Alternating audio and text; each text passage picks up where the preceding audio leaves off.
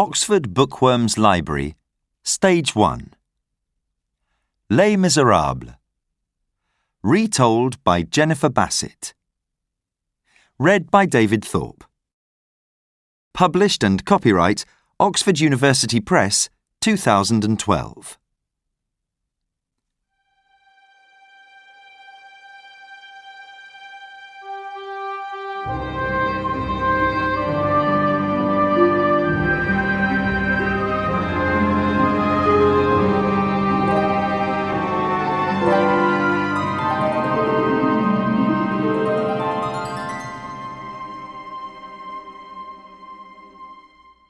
Chapter 1. Jean Valjean. Forward. It is the year 1796, and the people of France are hungry. Not the rich people, of course. They have food. They have warm clothes. They have beautiful houses.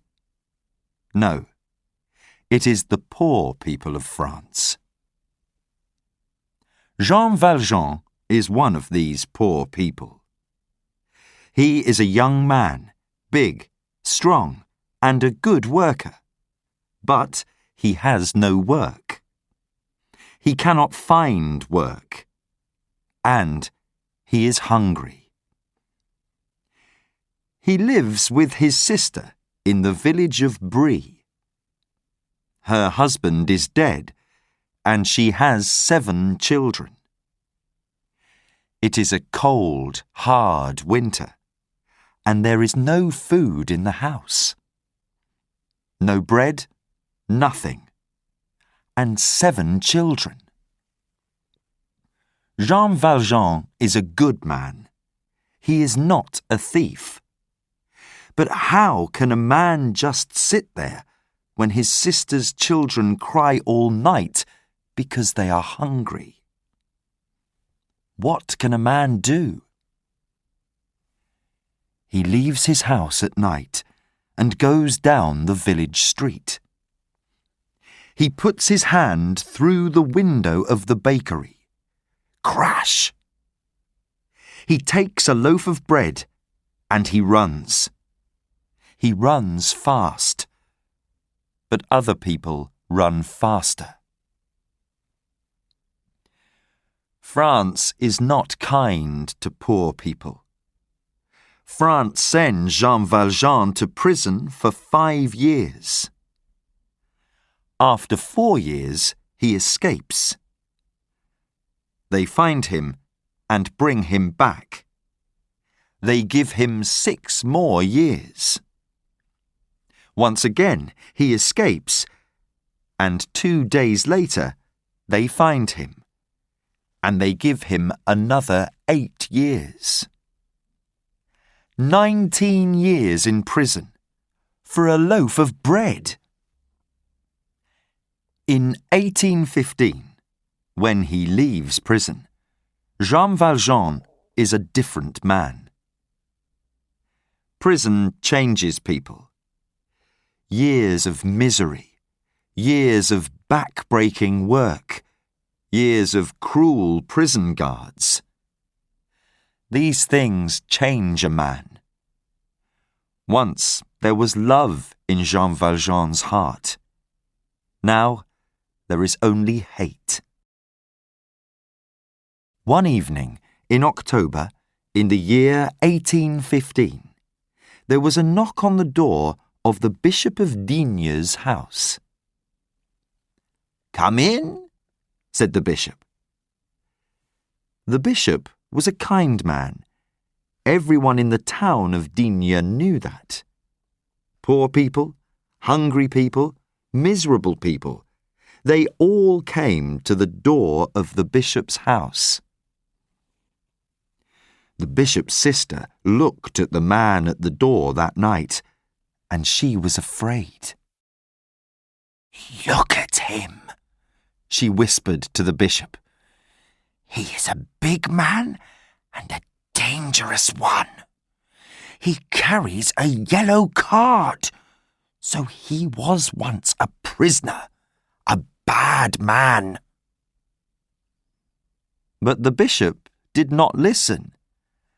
"Come in, my friend," he said to the man at the door. "Come in. You must eat dinner with us and sleep in a warm bed tonight." The man stared at the bishop. "My name is Jean Valjean," he said. "I was a prisoner in Toulon for 19 years. Here is my yellow card, see? People everywhere shut their doors in my face, but not you. Why not?" "Because, my friend, in the eyes of God, you are my brother," said the bishop, smiling. "So come in and sit by our fire." The bishop turned to his sister. "Now, sister, our friend Jean Valjean needs a good dinner. Bring out the silver dinner plates. It's a special night tonight." "Not the silver plates," whispered the bishop's sister. Her eyes went quickly to Jean Valjean, then back to the bishop's face. "Yes, the silver plates," said the bishop, "and the silver candlesticks too. The church has these beautiful things, but they are for our visitors, and our visitor tonight must have only the best." And so Jean Valjean sat down with the bishop and his sister and ate from silver plates. He ate hungrily. It was his first good meal for weeks. "You're a good man," he said to the bishop. "Perhaps the only good man in France." But Valjean could not take his eyes away from the silver plates. After the meal, the bishop's sister put the silver plates away, and Valjean's eyes watched. He saw the place, and he remembered it. In the night, in his warm bed in the bishop's house, he thought about the plates. They were big, heavy, so much silver in them. "I can sell those plates," he thought. "For just one of them, I can eat well for months." 19 years in prison is a long time, and 19 hard years change a man. By morning, Valjean was a long way from the bishop's house. But how do you carry big silver plates? How do you hide them? People in D began to whisper. "Did you see him? That big man carrying 6 silver plates. Where did he get them from, eh?" "Those plates came from the church. A man like that doesn't have silver plates." "No, and he carries a yellow card. Did you see? So he was a prisoner once. He's a thief. He stole those plates." The police heard the whispers. They went after Jean Valjean, found him, and took him back to the bishop's house in the afternoon. But there they had a surprise. "My dear friend," the bishop said to Jean Valjean, "I am so pleased to see you. You forgot the candlesticks. I gave you the silver plates and the candlesticks. You remember?" But you forgot to take the candlesticks when you left. But this man is a thief, said one of the policemen. No, no, of course not, said the bishop, smiling. I gave the silver to Monsieur Valjean. You mean he can go? He is free, said the policeman. Of course, the bishop said. All this time, Jean Valjean stared at the bishop and said not one word. The policeman went away, and the Bishop of D went into his house and came out again with the 2 silver candlesticks. They were tall and heavy and beautiful. The bishop put the candlesticks into Jean Valjean's hands. Jean Valjean, my brother, he said, you must leave your bad life behind you. This is God's silver, and I am giving it to you. With it, you can begin a new good life. I am buying your soul for God. Jean Valjean left the town of D with his silver plates and his silver candlesticks. Suddenly, he was a rich man, but he did not understand why. What's happening to me? He thought. Everything is changing. How can I hate people when this bishop is so good to me? What shall I do? How shall I live? Prisoner Valjean did not understand anything. He sat down by the road with his head in his hands and cried. He cried for the first time in 19 years. How long did he sit there crying? What did he do next, and where did he go? Nobody knows. But when the sun came up on a new day, he was a changed man. Chapter 2. Fontine. Forward. Now we meet Fontine. She is young and beautiful, and in love with a man in Paris. But she has no family and no money. For Fontine, this is the love of her life. For the man in Paris, it is just a summer of love. Men are not kind to women. They have their fun, and then they walk away. The man in Paris goes home to his rich family and leaves poor Fontine with a child, a little girl called Cosette. Fontine must find work, but how? Fontine has a child but no husband, and a woman without a husband is nothing, worse than nothing. People are not kind to a woman with a child but no husband. They turn their faces away. They close their doors. They say, "There's no work here for a woman like you."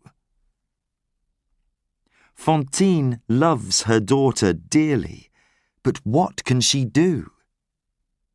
So, in 1818, in a village near Paris, she leaves her little daughter with Monsieur and Madame Thénardier.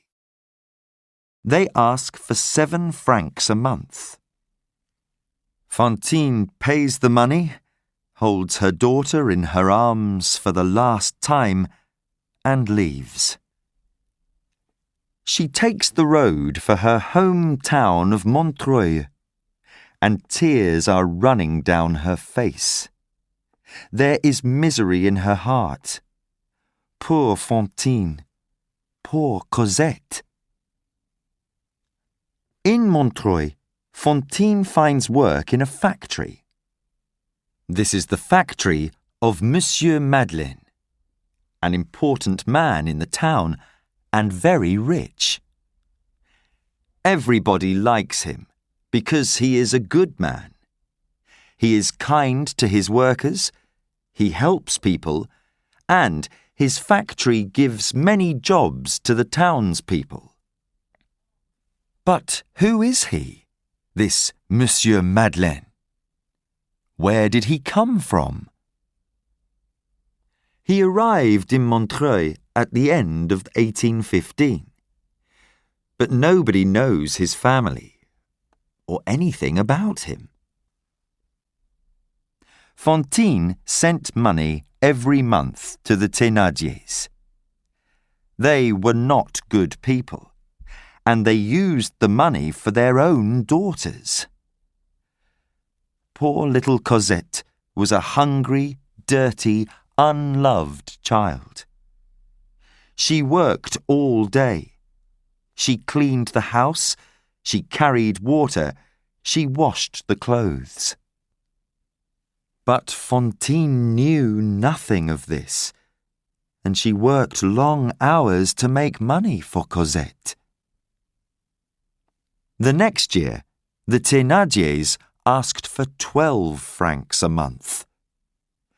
The year after that, they wanted 15 francs. Then, Fontine lost her job at the factory because the women did not like her. "She has a child in a village somewhere near Paris." "Yes, and where's her husband?" "She doesn't have one." "We don't want that kind of woman here. She must go." Fontine found work making shirts. It was hard work for little money. She was often ill, with a small, dry cough. The Thénardiers wrote again. "Your daughter needs a warm dress for winter. Send 10 francs at once." Fontine did not have 10 francs. She thought long and hard and went to the barber in the town. She took off her hat and her golden hair fell down her back. "That's beautiful hair," said the barber. "What can you give me for it?" 10 francs. "Then cut it off." She sent the money to the Thénardiers. "My daughter's not cold now," she thought. "She's wearing my hair." Soon, another letter came from the Thénardiers. "Send 100 francs, or Cosette must leave our house." 100 francs! How can a poor woman get that kind of money? There was only one way. One cold winter evening, outside a restaurant in the centre of Montreuil, a woman walked up and down. There was snow on the ground, but the woman wore an evening dress with flowers in her hair. Some young men came out of the restaurant, saw her, and began to call her bad names. They laughed and shouted, but the woman did not look at them. Then one young man took some snow and put it down the back of the woman's dress. The woman was Fontine. She gave a cry, turned, and hit the young man's face with her hands. people came to watch, laughing. A tall policeman arrived, took the woman by the arm, and pulled her away. "Come with me," he said. This policeman was Inspector Javert. He was new to Montreuil, and he was a hard man. To him, the law was the only important thing in life, and he hated criminals. The law in France at that time was not kind to women like Fontine. Javert took Fontine to the office of police. "You hit a man in the street, and that's a crime," he told her. "You're getting 6 months. 6 months in prison," Fontine cried. "No! I'm not a bad woman, monsieur, please. I must work. I need the money for my little daughter. Please, please don't send me to prison." She fell to the floor, crying. "Take her away," Javert said to a policeman. "One moment, please," said a new voice. Everybody turned to look at the door, and there stood the good, the great Monsieur Madeleine.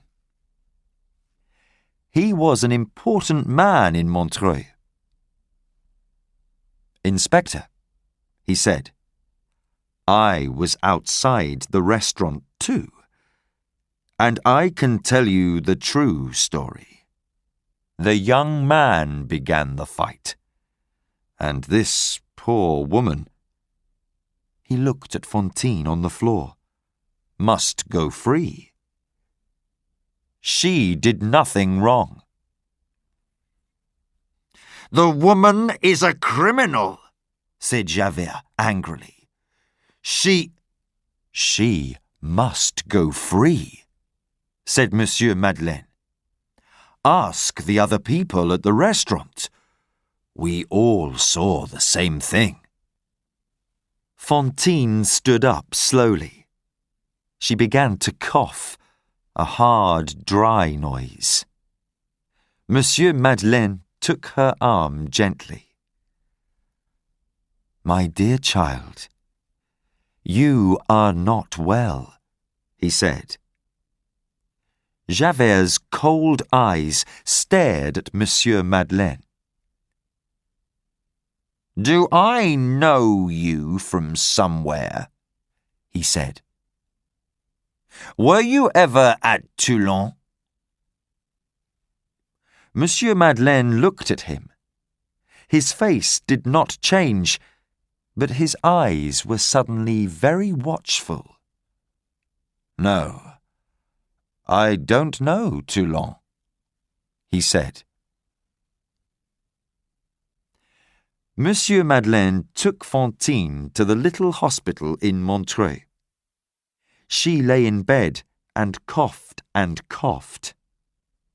Monsieur Madeleine listened to her sad story, and the next day he sent money to the Thénardiers. "Now, you must get better," he told Fontine. "Cosette needs you." But Fontine did not get better. She was now very ill, and 5 days later the doctor spoke to Monsieur Madeleine. "Does she have a child, this poor woman?" he said. "Yes, a small daughter." "You must bring the child here, soon." Monsieur Madeleine went to sit by Fontine's bed. "Monsieur Madeleine, You are so kind to me. I want to see my daughter one last time. Please, can you bring Cosette to me? Please, monsieur. Monsieur Madeleine took her hand. "Of course I can," he said gently. And then the door of the room suddenly opened behind him, and Fontine cried out, "No! No!" Monsieur Madeleine looked round quickly. Inspector Javert came into the room with 4 policemen. Jean Valjean, prisoner at Toulon. I am arresting you, Javert said. After you left the prison, you stole money from a child in Toulon. You are still a thief, and now you must go to prison for life. Fontine sat up in bed. "No!" she cried. "Cosette!" Monsieur Madeleine stood up slowly. "Inspector, give me 3 days," he said. He was a big man, much bigger than Javert. 3 days to bring this poor woman's child to her before she dies. Then you can take me. Javert laughed loudly. 3 days? You're going to run away! Behind the 2 men, Fontine cried out, "Monsieur Madeleine, please take care of Cosette. Oh, please." Javert turned to her. Be quiet, woman. There's no Monsieur Madeleine here. This man is a criminal called Jean Valjean, and he's going to prison. Fontine stared at Javert and tried to speak, but she could not. She fell back in the bed and lay still. She was dead. The people of Montreuil talked about that day for a long time. The death of the woman Fontine, the arrest of Monsieur Madeleine. Javert put Monsieur Madeleine in a locked room in the police office. But in the night, he broke down the door and escaped. Where did he go? Did he go to his house in the town? His old servant said no. She saw nobody and heard nothing, she said. She loved Monsieur Madeleine very much. So where did Monsieur Madeleine go? Nobody in Montreuil saw him again. One thing was certain. In Monsieur Madeleine's house, there were 2 beautiful old silver candlesticks. The next day, they were gone.